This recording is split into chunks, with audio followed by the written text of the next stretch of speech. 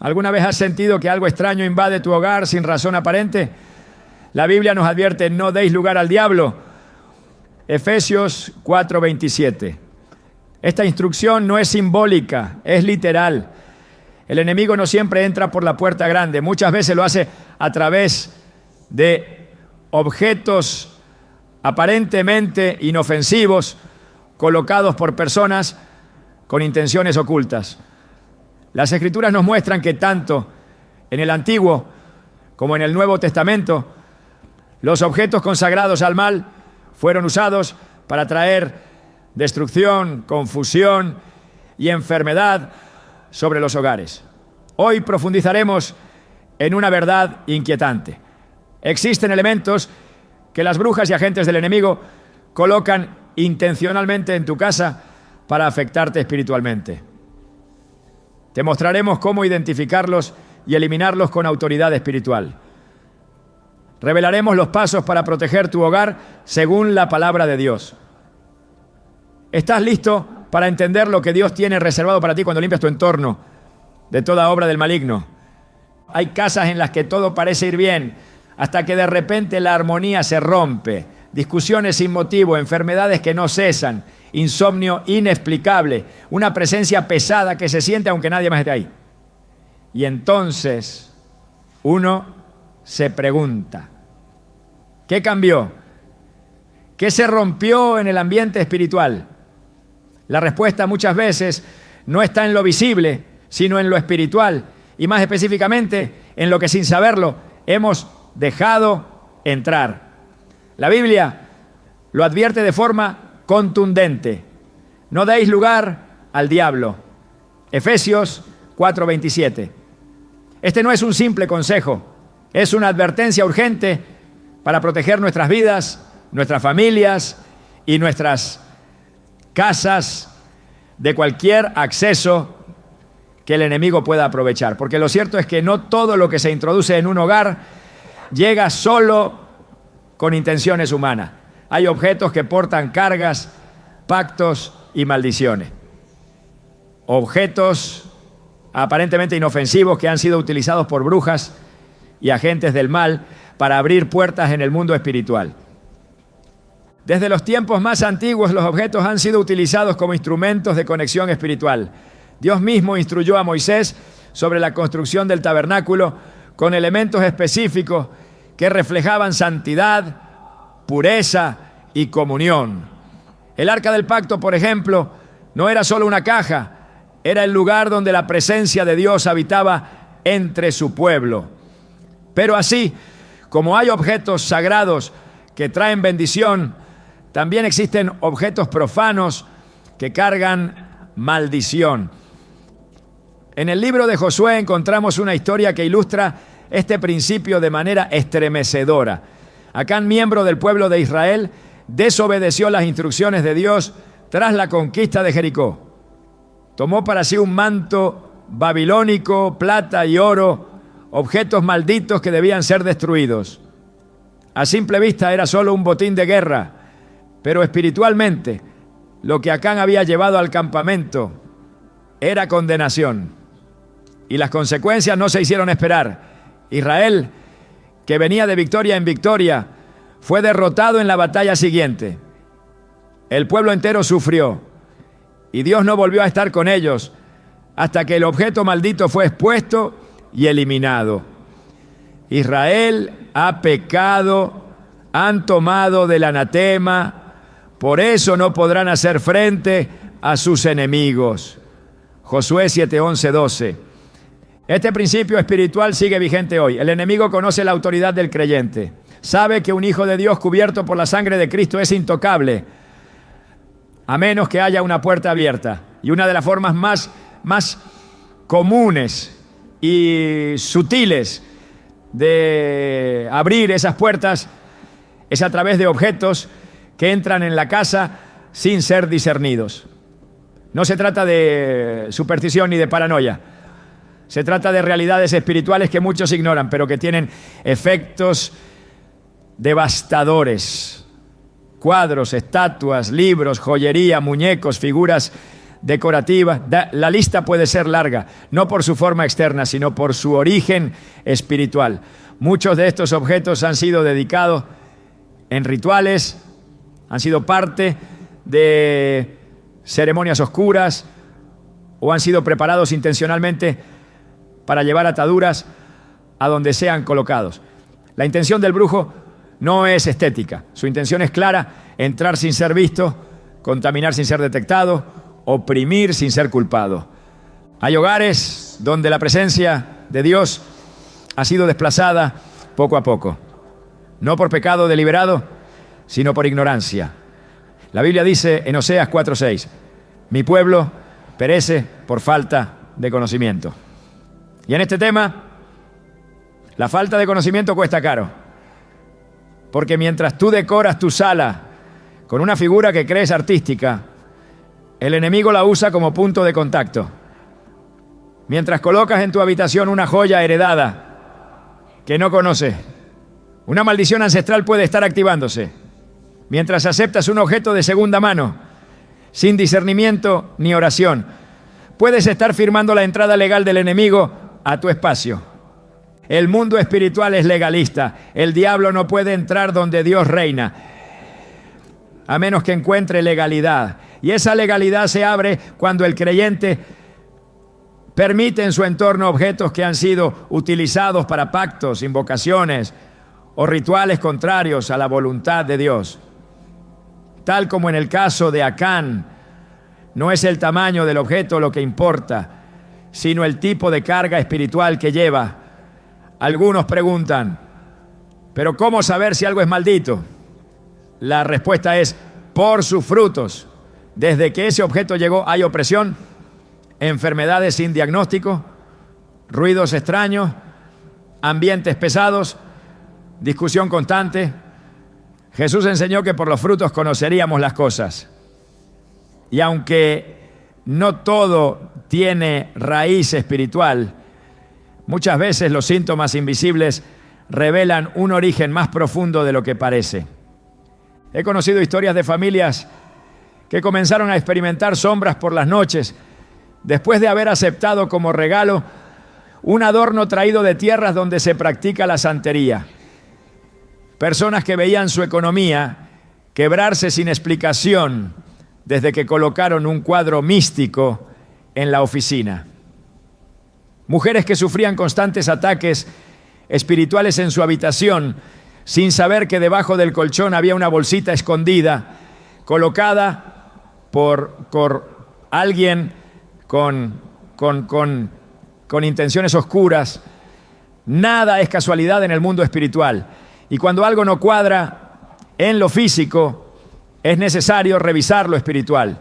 Porque a veces el origen del caos no está en una mala decisión financiera, sino en un objeto consagrado al enemigo que está contaminando todo lo que tocas. La Escritura es clara sobre cómo actuar en estos casos.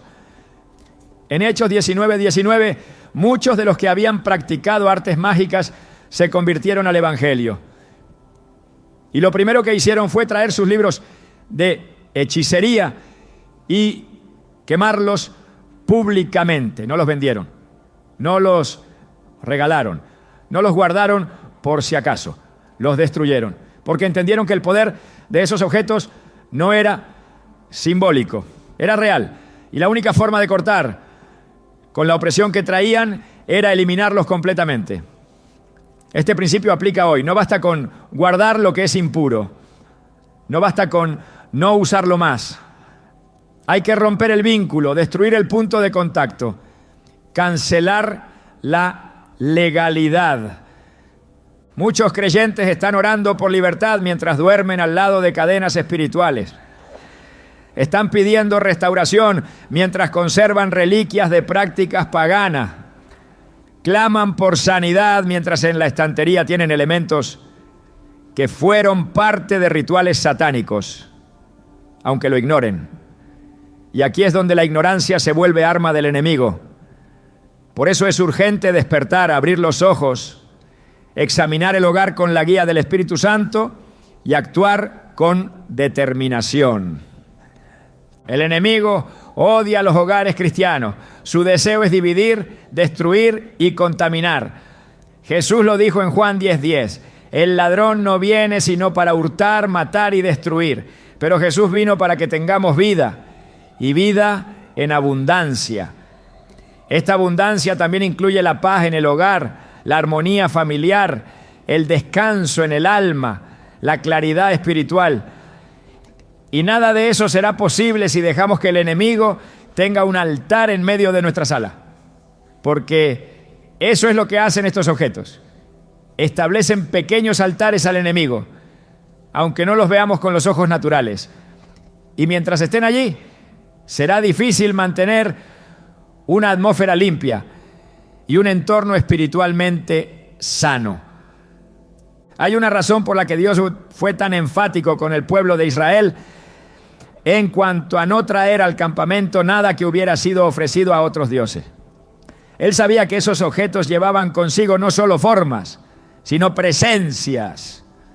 Y donde hay presencia demoníaca, hay ruina. Así de sencillo, lo vemos una y otra vez en las Escrituras. Desde los ídolos que contaminaron el templo, hasta los objetos dedicados a Baal que trajeron juicio sobre las casas. Nada que esté ligado al reino de las tinieblas puede coexistir con la gloria de Dios. El aceite y el agua no se mezclan. La luz y las tinieblas no conviven. Es por eso que cuando una persona se consagra a Dios, también debe consagrar su casa, sus pertenencias, su entorno. No se puede vivir en dos reinos a la vez. Hay que elegir a quién le damos espacio. No se trata de vivir con miedo, sino con discernimiento. El Espíritu Santo nos fue dado para guiarnos a toda verdad. Si le pedimos, Él revelará si hay algo en nuestra casa que necesita ser eliminado. Si le pedimos, Él traerá convicción, mostrará lo que a nuestros ojos es invisible, pondrá luz donde hay sombra. Y cuando esa revelación llegue, no hay que dudar, hay que actuar, porque cada día que pasa con ese objeto en casa es un día más de puertas abiertas al enemigo. La buena noticia es que en Cristo hay autoridad. No importa cuán oscuro sea el objeto, no importa cuán fuerte fue el rito con el que fue consagrado, no importa cuántos años ha estado en tu casa. Cuando decides consagrar tu hogar a Dios y eliminar todo lo que no le pertenece, su poder es inmediato. La atmósfera cambia, el ambiente se limpia, la paz regresa, porque donde antes había un altar para el enemigo, ahora hay adoración al Dios vivo. Y eso transforma todo. Por eso, si en tu corazón hay inquietud al escuchar estas palabras, no la ignores. Es posible que el Espíritu Santo esté comenzando a mostrarte algo. Es posible que esté trayendo a tu memoria un objeto, un regalo, una decoración que siempre te pareció extraña. No lo ignores, no lo racionalices. Pide discernimiento, ora, y cuando lo identifiques, actúa. Tu hogar no está diseñado para ser depósito de maldición. Tu casa es terreno sagrado. Es espacio para la presencia de Dios, no para la opresión espiritual. El primer paso hacia la libertad es la conciencia. Y ahora que sabes que estos objetos pueden ser portales, ahora que entiendes que el enemigo puede usarlos para establecerse en tu espacio, tienes el poder de decidir. Como Josué dijo al pueblo: escoge hoy a quién servirás. Pero yo y mi casa serviremos al Señor. Josué 24:15. Que esa sea también tu declaración. En el reino espiritual nada es inocente. Cada objeto, cada forma, cada símbolo puede ser una representación de principios celestiales o una herramienta al servicio de las tinieblas. La palabra de Dios es clara en cuanto a la presencia de imágenes y figuras que representan realidades espirituales, tanto en el cielo como en la tierra. En el libro del Éxodo, Dios ordenó a Moisés esculpir querubines sobre el arca del pacto y sobre las cortinas del tabernáculo. no como objetos de adoración, sino como reflejos de una realidad celestial. Esos símbolos eran sagrados porque representaban lo santo, lo puro, lo eterno. Sin embargo, el enemigo ha replicado ese mismo principio con fines contrarios. Lo que en las manos de Dios es revelación, en las manos del adversario se convierte en deformación. Desde los primeros libros de la Biblia, el Señor advirtió a su pueblo sobre el uso de imágenes talladas que tuvieran una función espiritual. En Deuteronomio 7, 25 a 26, Dios declara: las esculturas de sus dioses quemarás en el fuego. No codiciarás plata ni oro de ellas para tomarlo para ti, para que no tropieces en ello, pues es abominación a Jehová tu Dios. No traerás cosa abominable a tu casa, para que no seas anatema como ella. Aquí el mandamiento no es figurado ni abierto a interpretación. Dios no permite que lo impuro comparta espacio con lo consagrado.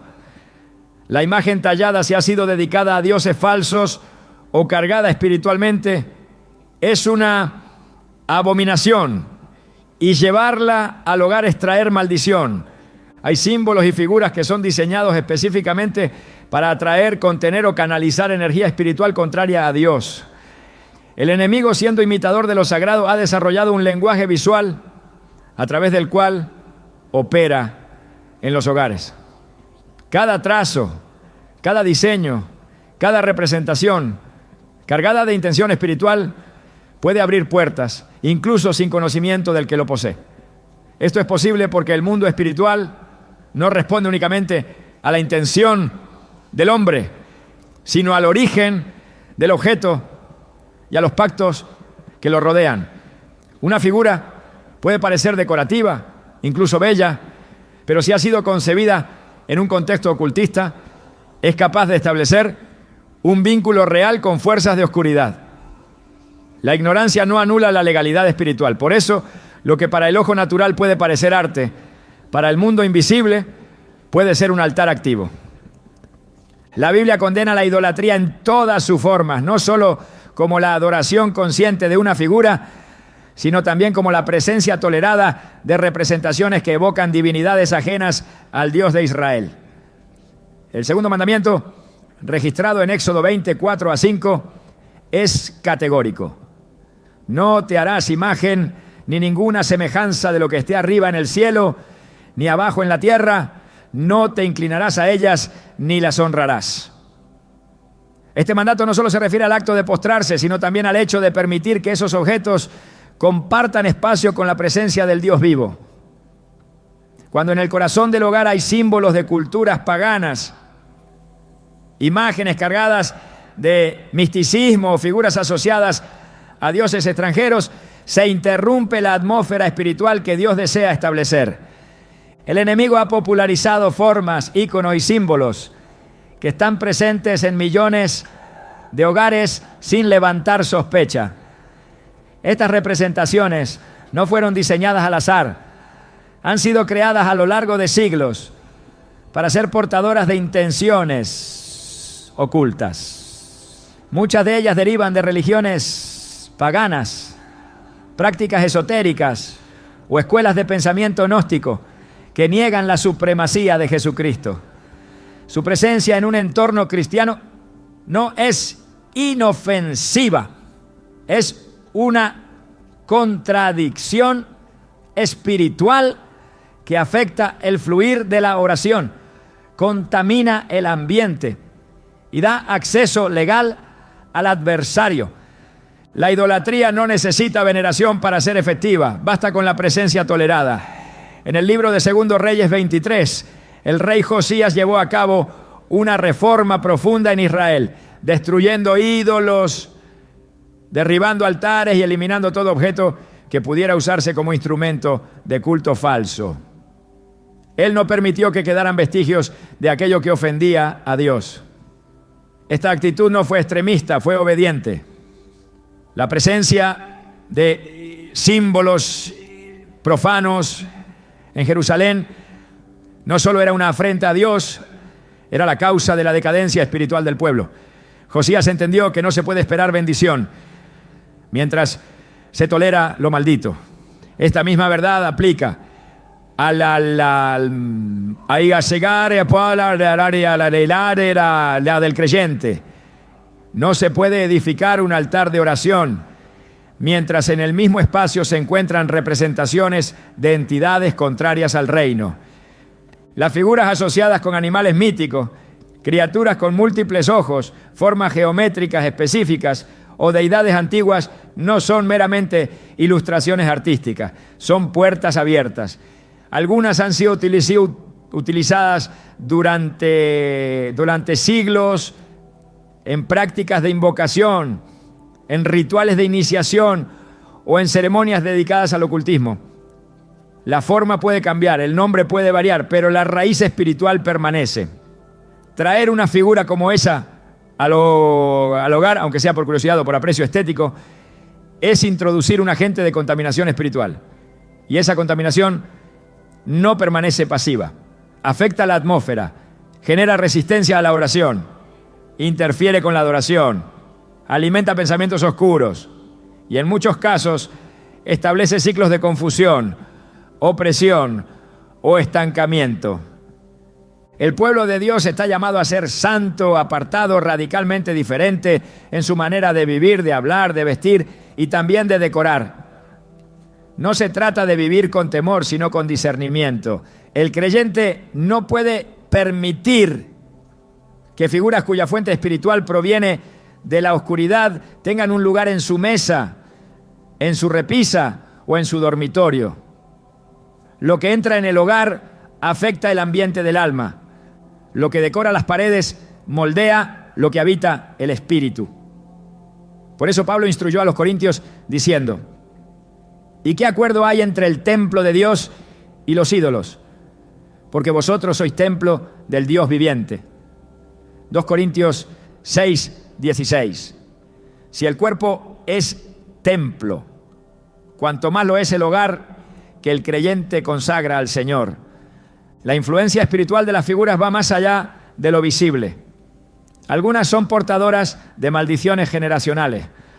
Otras son utilizadas como anclas para establecer vigilancia espiritual demoníaca. Hay representaciones que sirven como canales de transferencia de espíritus, donde la sola presencia activa manifestaciones que afectan el descanso, las relaciones y la prosperidad. En los tiempos bíblicos, los ídolos no eran simples esculturas, eran centros de actividad espiritual. Donde había un ídolo, había influencia. Donde había influencia, había esclavitud. Y donde había esclavitud, había juicio. Este principio es inmutable.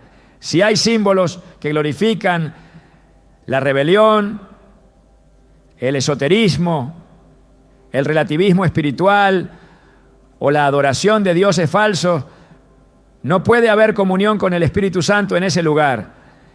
En Apocalipsis 2:14, Jesús reprende a la iglesia de Pérgamo por tolerar doctrinas y prácticas idolátricas. Esta reprensión no fue por lo que enseñaban abiertamente, sino por lo que permitían en silencio. Dios no bendice lo que se tolera en desobediencia. No hay neutralidad en el ámbito espiritual. Cada objeto que se introduce en el hogar refleja una postura. O glorifica a Dios o glorifica al enemigo. O edifica el altar del Señor o sostiene el altar de la confusión. No hay punto medio. El hogar del creyente debe ser un lugar de santidad, no un depósito de artefactos contaminados. La belleza de un objeto no puede justificar su origen. La historia cultural no puede anular el mandato de separación. La tradición no puede estar por encima de la verdad espiritual. A lo largo de la historia bíblica, cada vez que el pueblo de Dios permitió la entrada de imágenes ajenas, se desató un proceso de decadencia espiritual. No porque la figura tuviera poder en sí misma, sino porque su presencia representaba una rendición interna. Era una señal de que algo en el corazón se había doblegado. Lo externo revela lo interno. Y cuando se permite que lo profano coexista con lo santo, Se pierde autoridad, se debilita la oración, se interrumpe el fluir de la gracia. El creyente que desea caminar en libertad no solo debe cerrar puertas obvias como el pecado, la desobediencia o la rebelión, sino también debe revisar con atención cada rincón de su casa. No hay lugar que el enemigo no quiera infiltrar. No hay habitación que no esté en su agenda. Si encuentra una figura que le pertenece, reclamará legalidad. Y si la encuentra expuesta, activa, visible, no necesitará permiso para operar. Su presencia será suficiente. La limpieza espiritual comienza con el discernimiento visual. El ojo entrenado por la palabra y guiado por el Espíritu Santo puede identificar lo que no armoniza con la santidad. No se necesita una manifestación demoníaca para saber que un símbolo es contrario a Dios. Basta con conocer la verdad, porque la verdad ilumina, la verdad confronta, la verdad revela, y cuando el creyente camina en la luz, todo objeto que fue hecho en tinieblas queda expuesto. En ese momento, la decisión es clara: destruir o tolerar, derribar o justificar. Y la elección que se tome determinará el nivel de libertad que se experimentará. El tiempo en que el pueblo de Dios podía ignorar estos temas ha terminado. Vivimos días donde las tinieblas avanzan sin pudor y donde la batalla espiritual se libra incluso en los detalles. Los símbolos son parte de esa batalla. No son simples dibujos, son declaraciones espirituales. Cada uno proclama un reino, el reino de Dios o el reino de las tinieblas. Y cuando esos símbolos son introducidos al hogar, se convierten en embajadores espirituales del reino que representan. Por eso, si se desea vivir bajo la cobertura de Dios, es necesario examinar con rigurosidad qué imágenes están siendo toleradas. No se puede pedir protección mientras se honra lo impuro. No se puede declarar victoria mientras se convive con lo que representa derrota. No se puede caminar en autoridad mientras se conservan símbolos de opresión.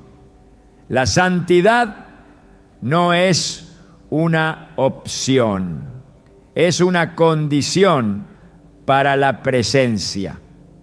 Y donde hay presencia de Dios, no hay espacio para lo que Él aborrece. Uno de los métodos más silenciosos y eficaces que el enemigo utiliza para infiltrar hogares consagrados a Dios es el disfraz de la generosidad.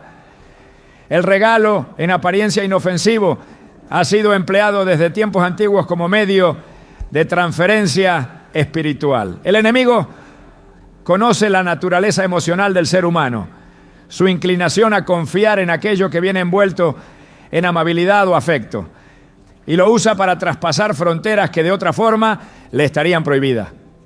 La Escritura enseña que incluso Satanás se disfraza como ángel de luz, 2 Corintios 11:14. Y dentro de ese disfraz muchas veces hay un objeto, una pieza, un presente que ha sido consagrado a su servicio. El receptor no lo sabe, pero al aceptarlo también acepta lo que espiritualmente carga. Este principio no es nuevo. En el libro de Números, capítulo 22, se relata cómo Balac, rey de Moab, intentó destruir al pueblo de Israel no mediante armas, sino a través de una maldición disfrazada de palabra. Para esto ofreció a Balaam riquezas y regalos con el propósito de que él profetizara en contra del pueblo de Dios. Aunque Balaam fue impedido por Dios de maldecir, el intento reveló una estrategia espiritual: usar dádivas como canal de influencia maligna. El regalo puede ser un acto externo, pero en el mundo invisible puede representar un pacto, una entrada, una transferencia. En muchas culturas donde se practican rituales ocultistas, los objetos que se consagran para mal son ofrecidos con la intención de ser entregados a la víctima. Estos objetos no necesariamente tienen un aspecto oscuro o intimidante. Pueden ser pulseras, joyas, piezas decorativas, libros, tejidos, instrumentos musicales, muñecos artesanales o incluso alimentos. Lo que define su peligro no es su forma, sino el propósito espiritual con el que fueron preparados.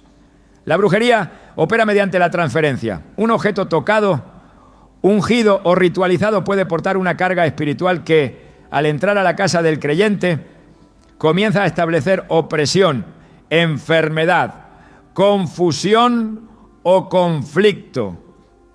La víctima no lo nota de inmediato, todo comienza con pequeños cambios. Una oración que ya no fluye igual, una paz que comienza a desvanecerse, un peso en el ambiente que se vuelve constante. La raíz muchas veces está en aquello que fue recibido sin discernimiento. La Biblia enfatiza la necesidad de evaluar el origen de lo que se recibe. En el 1 Juan 4:1 se exhorta: amados, no creáis a todo espíritu, sino probad los espíritus si son de Dios. Esta instrucción no se limita a palabras proféticas, sino que se extiende al contexto espiritual de cualquier cosa que se introduce en el ámbito del creyente. El espíritu detrás de un objeto puede ser probado, no con juicio humano, sino con la guía del Espíritu Santo. El creyente debe desarrollar una sensibilidad espiritual que le permita discernir más allá de lo visible, porque no todo lo que brilla trae bendición y no todo lo que se ofrece nace del amor. La astucia del enemigo se manifiesta precisamente en que sabe disfrazar lo impuro de pureza, sabe presentarse en formas que no despiertan sospecha. En el contexto de regalos esto se vuelve especialmente efectivo. Cuando alguien recibe un objeto como muestra de aprecio, su corazón se abre. Ese acto de apertura, aunque emocional, tiene consecuencias espirituales. Abrir el corazón sin discernimiento es como abrir la puerta del hogar sin preguntar quién llama. En ese espacio, lo espiritual se infiltra y una vez dentro comienza a operar. La historia del pueblo de Israel muestra repetidamente que los objetos traídos del exterior, si no eran consagrados al Dios verdadero, traían consigo contaminación. En Josué 6:7 Dios advirtió que todo lo que se hallara en Jericó debía ser destruido, pues era anatema. A pesar de la advertencia, Acán tomó parte del botín y lo ocultó. Su acto fue visto por Dios como una traición espiritual. El juicio no fue solo sobre él, sino sobre toda la nación. Esta historia establece un principio inquebrantable. Lo que ha sido tocado por lo maldito, al entrar en contacto con lo consagrado, genera conflicto espiritual. El regalo que parece inocente puede, si fue preparado en rebelión, desatar caos en lo que estaba en orden. El enemigo ha perfeccionado esta estrategia, especialmente en ambientes donde el discernimiento ha sido apagado. En un mundo que valora lo estético sobre lo espiritual, es fácil justificar la permanencia de un objeto porque fue obsequio de alguien querido, porque representa un recuerdo o porque su apariencia no sugiere peligro alguno. Pero el mundo espiritual no opera por apariencia, opera por esencia. Si el origen de un objeto fue la brujería, el espiritismo, el esoterismo o la manipulación espiritual, ese objeto no puede ser neutralizado con indiferencia. Su presencia es una puerta abierta y mientras esté en el hogar, el enemigo.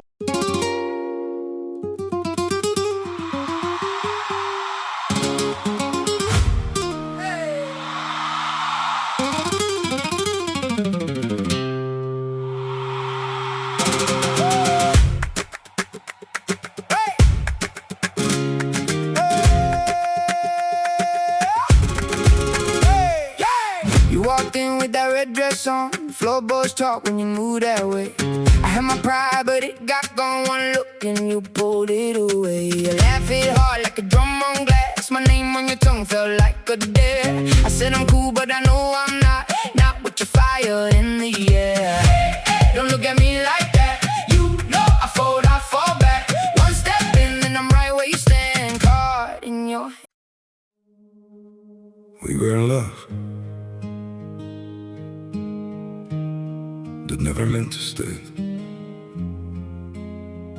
Some things are real, even when they fade.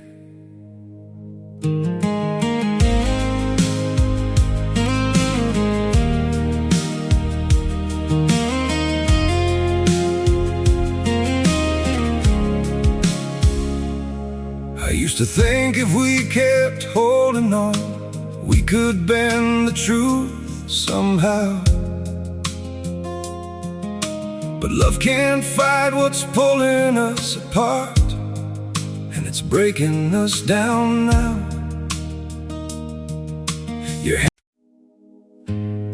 We had it all,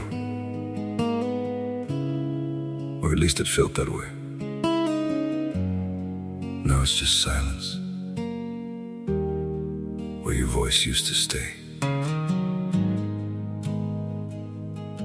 I still replay the nights we couldn't sleep, talking about a life we chased somehow.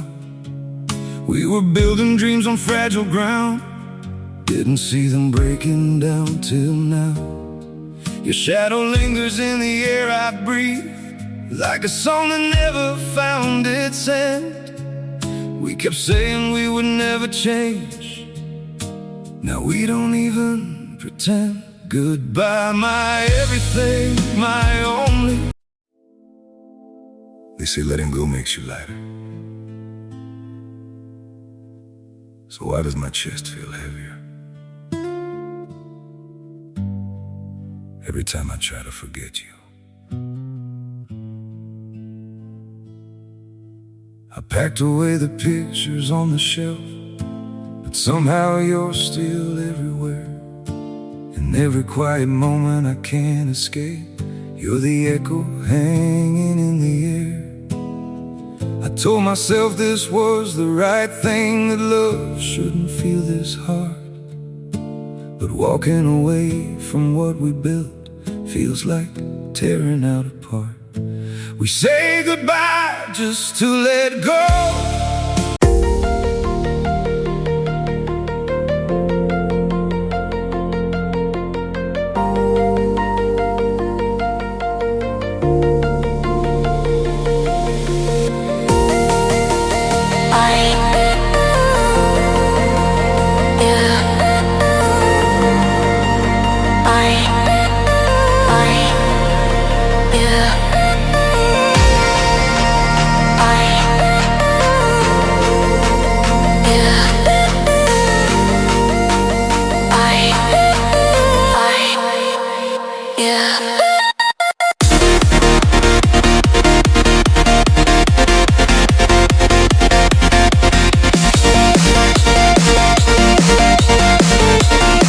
Amigo, encontrará un lugar desde donde operar.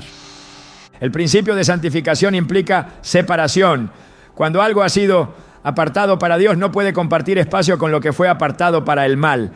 Esta es una verdad espiritual que trasciende culturas, épocas, La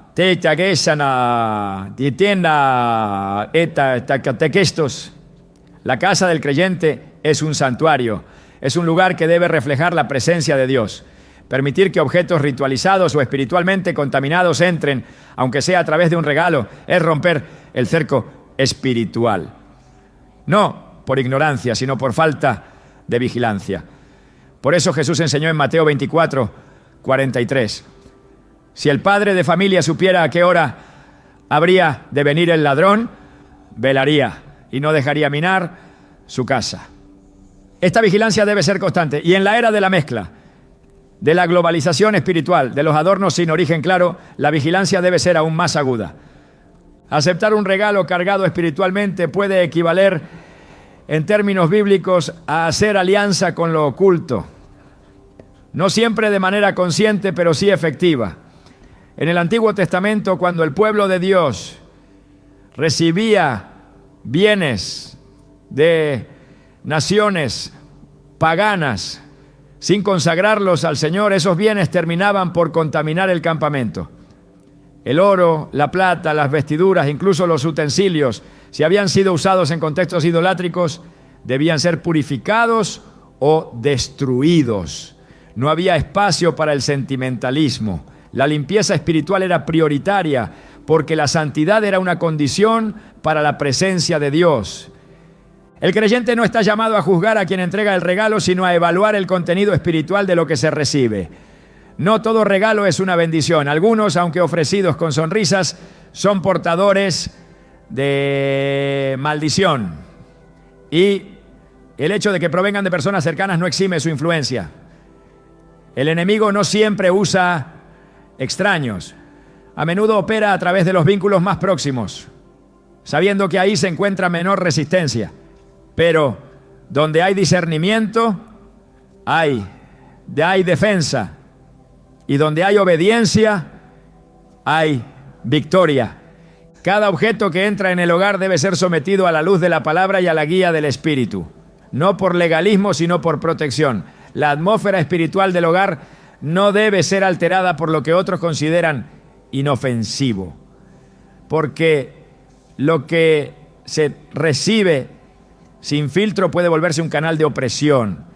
Y una vez dentro, la carga espiritual no se detiene hasta que se rompe su legalidad. La responsabilidad del creyente es velar. Velar no solo en la oración, sino también en la revisión constante de todo lo que entra en su entorno. Así como el sacerdote del antiguo pacto examinaba minuciosamente cada ofrenda, cada utensilio y cada vestidura del templo. El cristiano debe examinar con igual celo lo que se incorpora a su casa. La santidad no se conserva por accidente, se preserva mediante decisiones conscientes y firmes. No se puede orar por paz en un lugar donde se tolera la presencia de lo maldito. Los regalos cargados espiritualmente no se neutralizan con indiferencia ni con ignorancia. Se neutralizan con la verdad, con la luz y con la autoridad delegada en el nombre de Jesús. Pero lo primero es identificarlos. Lo segundo, no justificar su permanencia. Y lo tercero, actuar con diligencia espiritual. Porque lo que fue preparado para tu caída no tiene por qué permanecer donde Dios ha decretado victoria. El mundo espiritual no es silencioso, aunque muchas veces opera en lo invisible. Sus efectos se manifiestan con una claridad que solo puede negar aquel que ha cerrado su espíritu a la verdad. No todo lo que ocurre dentro de un hogar tiene su origen en el plano físico.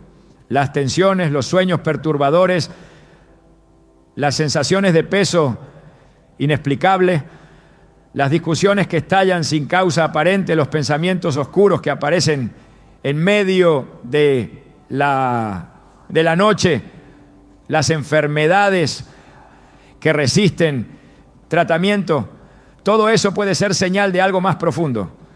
Hay manifestaciones espirituales que no surgen de la imaginación ni del azar, se activan, se alimentan, se mantienen porque algo en ese lugar les dio legalidad para operar.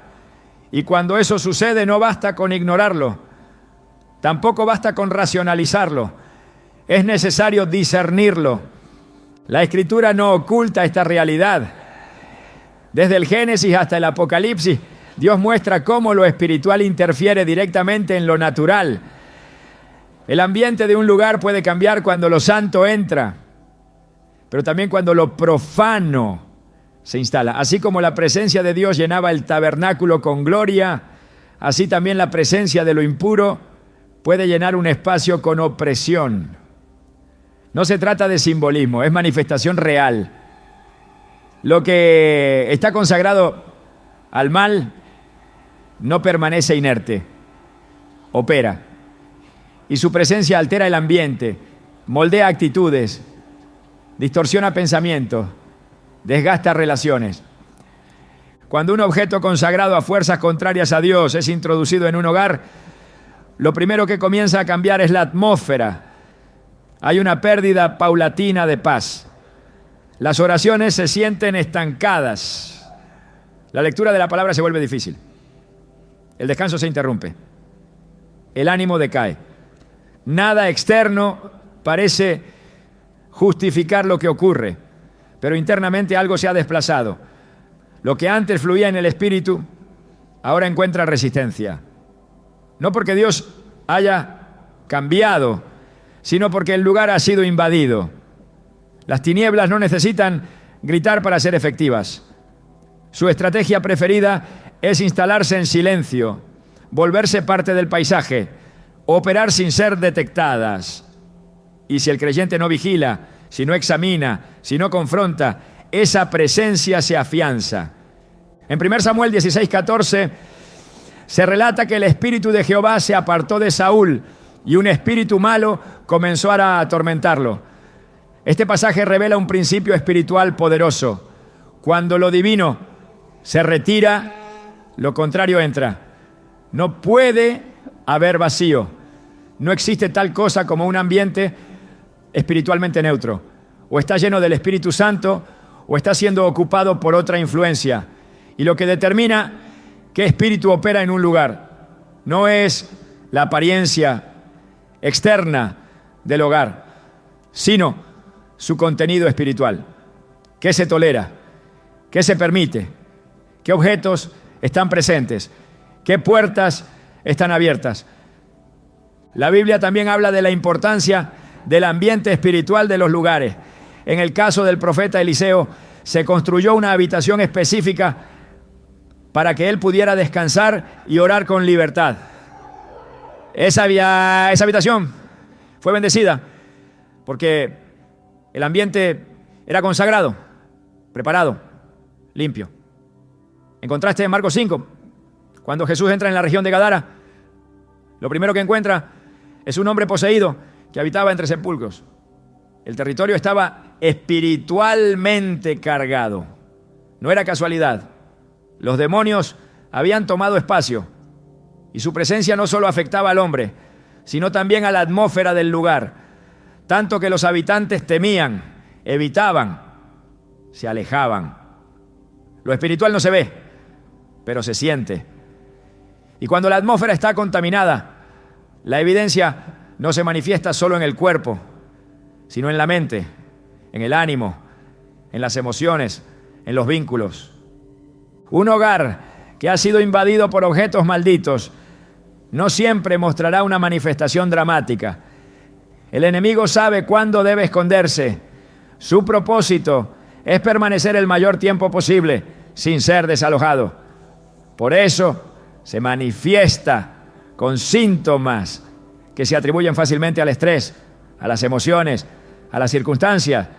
Pero tras el velo de lo aparente hay un espíritu que opera, la opresión nocturna, la sensación de que alguien observa, los susurros en la oscuridad, las sombras que cruzan el pasillo, los olores sin fuente natural, los aparatos eléctricos que se encienden solos, los animales que reaccionan sin explicación.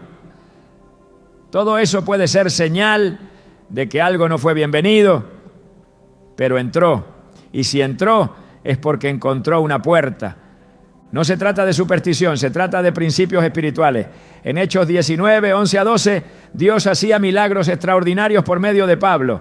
Incluso pañuelos y delantales que él tocaba eran llevados a los enfermos y las enfermedades se iban. Pero no solo las enfermedades, también los espíritus malos salían.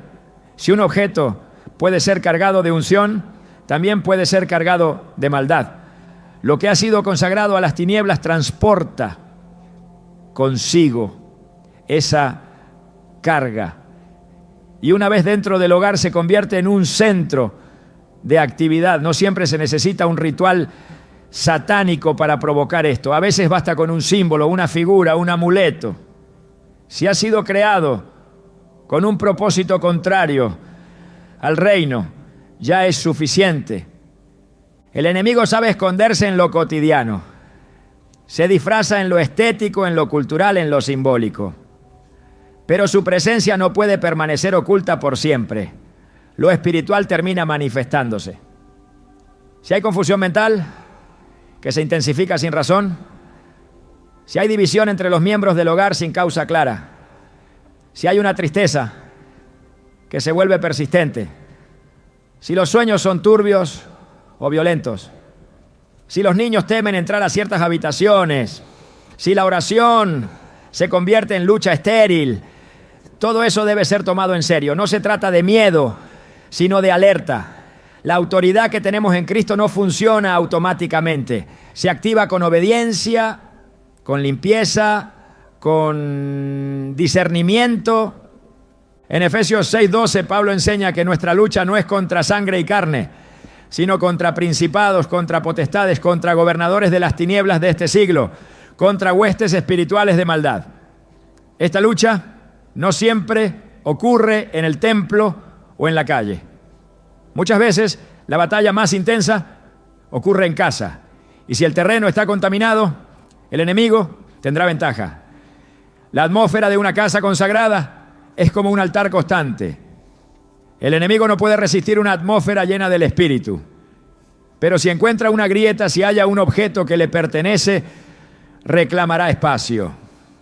El pueblo de Israel, al entrar en la tierra prometida, fue instruido a destruir todo objeto dedicado a los dioses de las naciones que habitaban allí. No solo se les dijo que los evitaran, sino que los derribaran, los rompieran, los quemaran, porque el Señor sabía que mientras esos objetos permanecieran, su influencia espiritual se mantendría activa.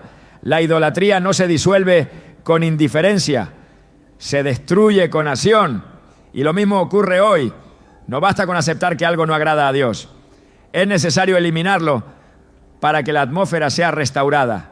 En los evangelios, cuando Jesús llegaba a un lugar, los demonios se manifestaban, no porque Él los provocara, sino porque su presencia los incomodaba.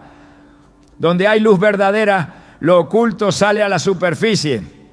Si en tu casa la presencia de Dios no fluye con libertad, si la adoración se siente bloqueada, si el silencio no transmite paz sino tensión, algo está impidiendo el fluir. Y si lo espiritual no se activa en favor de la casa, es posible que algo esté activando lo contrario. La atmósfera no miente. Lo que se respira en un lugar revela quién está operando allí.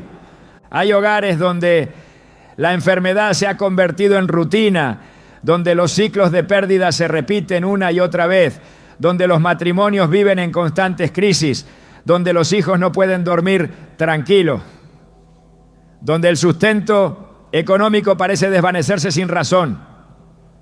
Nada de eso es normal, nada de eso es parte del diseño de Dios.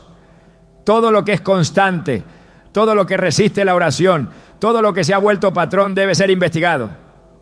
Porque el enemigo no solo ataca desde fuera, muchas veces opera desde dentro, desde un objeto, desde una figura, desde un elemento que fue ignorado, pero que nunca dejó de actuar.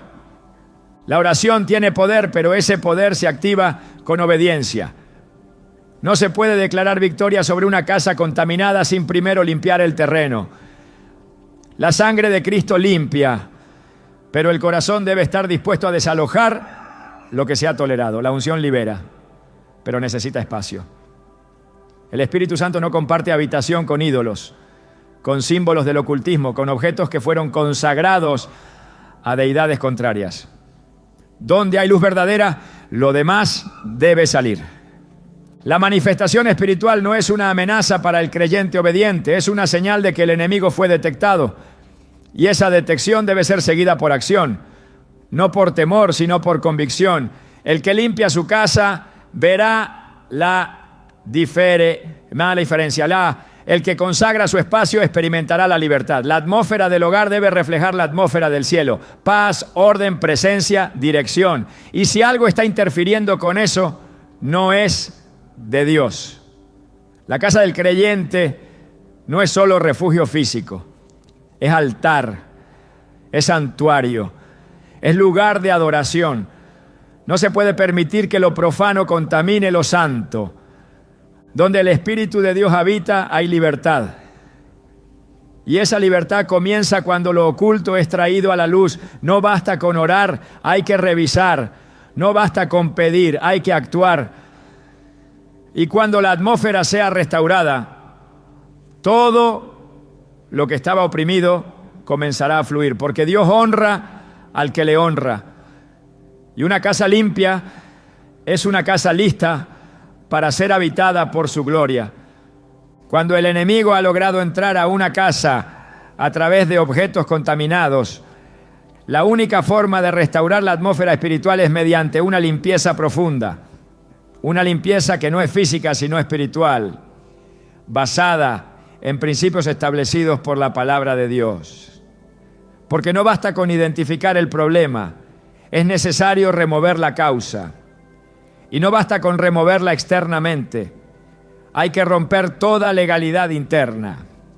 No existe neutralidad en la guerra espiritual, o se consagra o se contamina, o se edifica altar al Dios vivo o se le da lugar al enemigo. Y si lo que ha entrado fue diseñado para establecer opresión, su permanencia solo multiplicará el daño. La limpieza espiritual del hogar no es opcional para quien desea vivir en libertad. Es una urgencia que no puede esperar. Desde el Antiguo Testamento, Dios instruyó a su pueblo sobre la necesidad de destruir todo aquello que representara idolatría, prácticas ocultas o consagración a lo profano. En Deuteronomio 7:26 dice claramente: y no traerás cosa abominable a tu casa, para que no seas anatema como ella. La aborrecerás del todo y la abominarás, porque es anatema. Esta instrucción no estaba dirigida a templos ni a ciudades paganas. Era una orden directa para el hogar. Dios conocía el principio. Lo que se tolera dentro se activa. Lo que se guarda por afecto termina gobernando por legalidad. Y cuando el objeto es maldito, su presencia basta para contaminar todo lo demás. Por eso el mandamiento no era almacenarlo, ni ignorarlo, ni apartarlo. Era destruirlo. La limpieza espiritual comienza en el corazón, pero se manifiesta en los actos. No hay redención sin arrepentimiento y no hay restauración sin acción. Es necesario que el creyente se levante con convicción y autoridad para examinar cada rincón de su hogar. No para buscar con paranoia, sino para actuar con discernimiento. La guía del Espíritu Santo no falla cuando se le invoca con sinceridad. Él revela, Él confronta, Él dirige. Lo que a los ojos naturales puede parecer decoración, para el Espíritu de Dios puede ser una estructura de opresión. Y si es así, debe salir.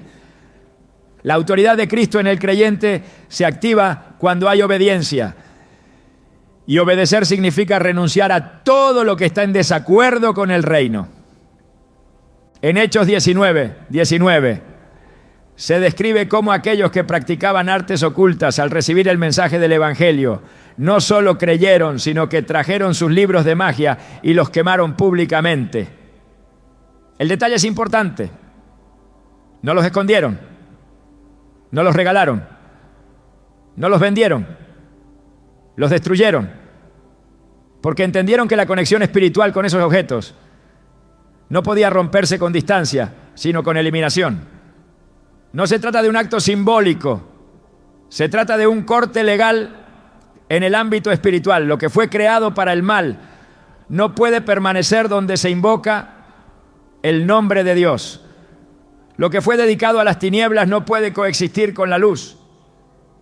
Y lo que representa una alianza con el enemigo debe ser desarraigado sin demora. El hogar debe ser revisado habitación por habitación, con oración, con la palabra en mano y con autoridad espiritual. Cada objeto, cada imagen, cada libro, cada símbolo, cada elemento decorativo debe ser examinado bajo la luz del Espíritu. Si su origen es dudoso, si su simbolismo es esotérico, si fue traído de contextos ritualistas o si genera inquietud en el espíritu, su lugar no es en el hogar del creyente. Lo que no glorifica a Dios no tiene cabida. Y lo que sirve como canal para el enemigo debe ser removido sin contemplación. No se trata de temer, sino de limpiar. La limpieza espiritual no es un acto de desesperación, sino una declaración de pertenencia. El creyente que limpia su casa está diciendo: este territorio le pertenece al Señor. Y esa declaración tiene peso en el mundo espiritual. Donde antes había legalidad para la opresión, ahora hay protección por el pacto. Donde antes había acceso para el mal, ahora hay cobertura divina. La atmósfera cambia cuando la presencia de Dios encuentra un espacio preparado. Y ese espacio se prepara con obediencia radical. La oración que acompaña este proceso no es cualquier oración. Es una proclamación de autoridad, es un clamor por santidad, es una confesión de entrega. El creyente no ora para ver si algo sucede. Ora porque tiene la certeza de que el poder de Dios ya ha sido liberado. En Santiago 5:16 está escrito: la oración eficaz del justo puede mucho. Esa oración, unida a la acción, es capaz de romper cadenas invisibles, desalojar presencias oscuras y restaurar el fluir del Espíritu en cada ambiente del hogar. El aceite, símbolo bíblico de consagración, puede ser utilizado como señal profética, no por superstición, sino por fe. En Éxodo 40, Dios mandó ungir con aceite todo el tabernáculo, cada utensilio, cada espacio. No por ritualismo, sino por santificación. Y ese principio puede ser aplicado al hogar. Una vez que los objetos contaminados han sido removidos, el lugar debe ser consagrado. No basta con vaciar, hay que llenar. No basta con sacar lo profano. Hay que invitar lo santo. Y esa invitación se hace con oración, con adoración, con palabra, con presencia constante de Dios. Porque un espacio limpio es una victoria momentánea, pero un espacio lleno de Dios es una victoria permanente. La limpieza espiritual también exige que el corazón del creyente permanezca vigilante. No basta con limpiar una vez. La vigilancia debe ser continua. Jesús lo expresó claramente en Mateo 12:43-45, cuando habló del espíritu inmundo que sale del hombre y al no encontrar lugar donde habitar, regresa y encuentra la casa barrida, adornada pero vacía. El resultado fue peor que el estado inicial. ¿Por qué? Porque la limpieza sin llenura es invitación al retroceso. Por eso, después de limpiar el hogar de todo objeto maldito, el creyente debe establecer un altar de adoración en su casa. No un objeto físico, sino una vida consagrada, una atmósfera constante de oración, un ambiente que refleje el carácter de Dios, donde su palabra es leída, su nombre exaltado y su voluntad obedecida. La limpieza espiritual también rompe ciclos, porque muchas veces lo que opera en una casa afecta a generaciones. El enemigo no solo busca destruir el presente, sino sembrar patrones en los que habiten los hijos y los nietos. Pero cuando se rompen los vínculos espirituales con lo maldito, también se rompe el ciclo de opresión. El hogar se convierte en refugio, en escuela de fe, en plataforma de bendición para los que vienen después. Y esa transformación comienza con un acto firme: remover lo que no debe estar. El enemigo teme a un creyente que limpia su casa, porque sabe que esa limpieza es más que simbólica, es profética.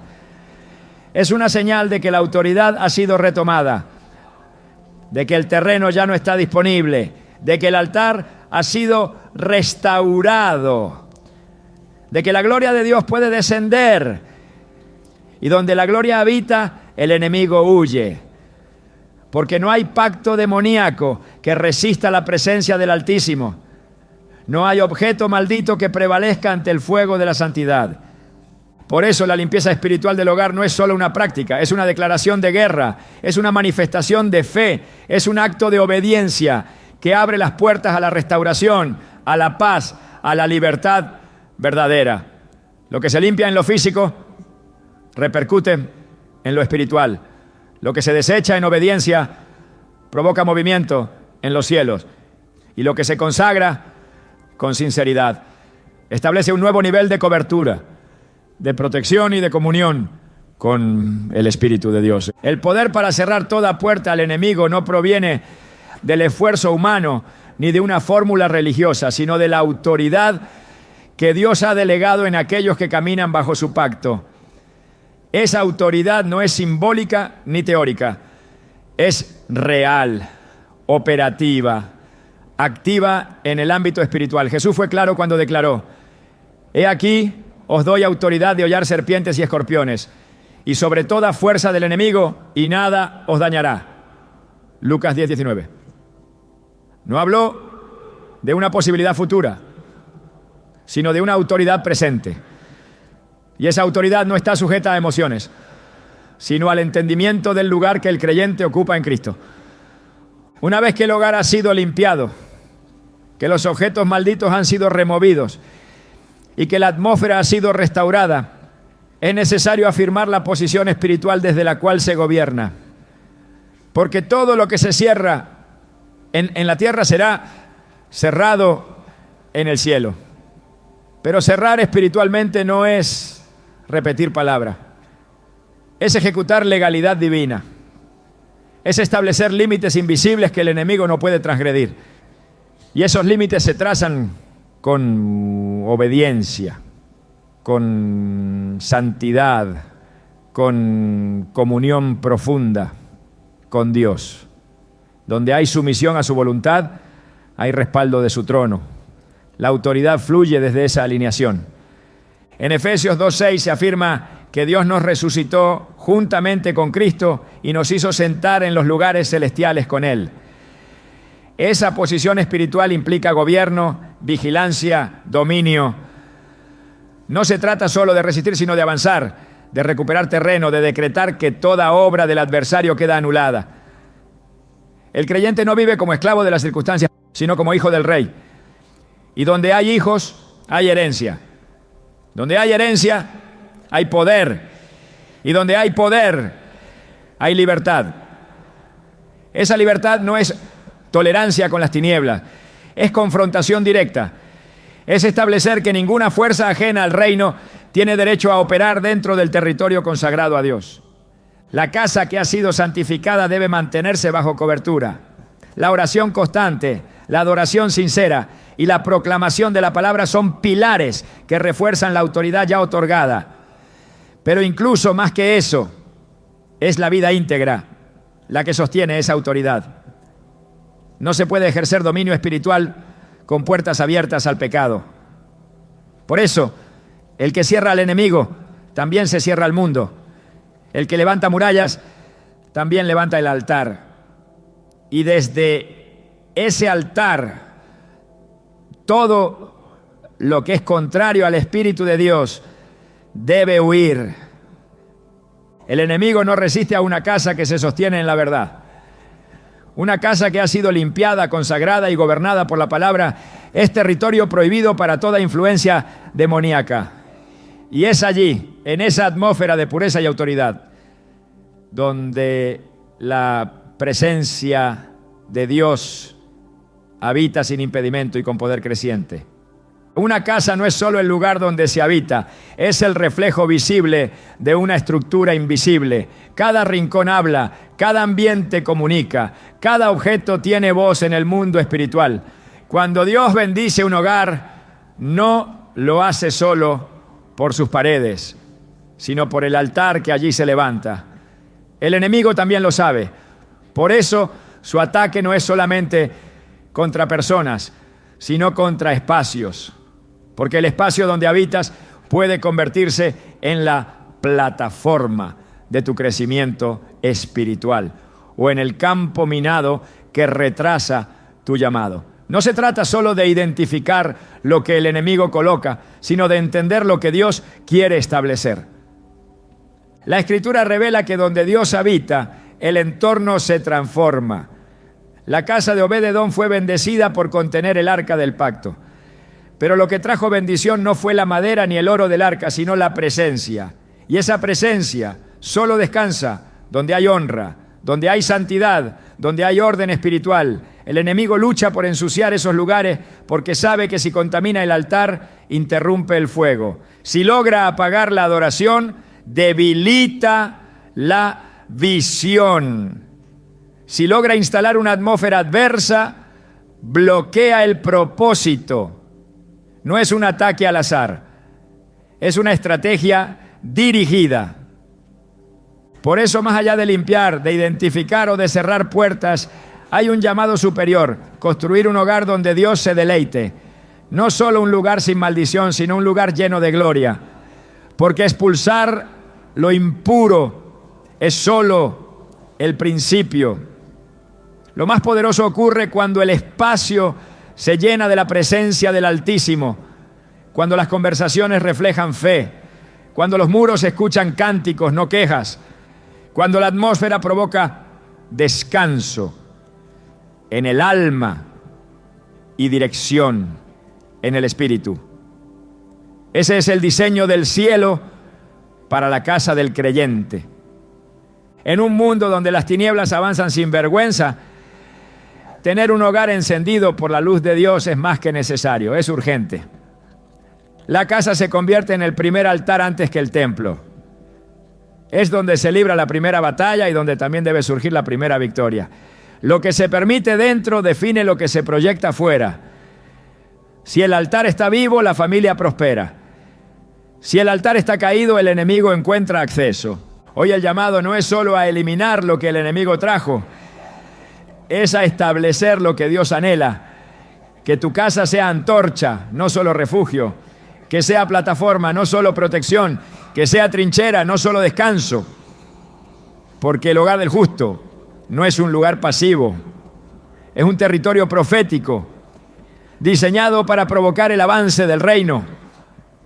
¿Estás listo para que tu casa no solo esté limpia, sino que se convierta en un lugar donde la gloria de Dios repose con poder? Ese es el verdadero objetivo y ese es el verdadero llamado.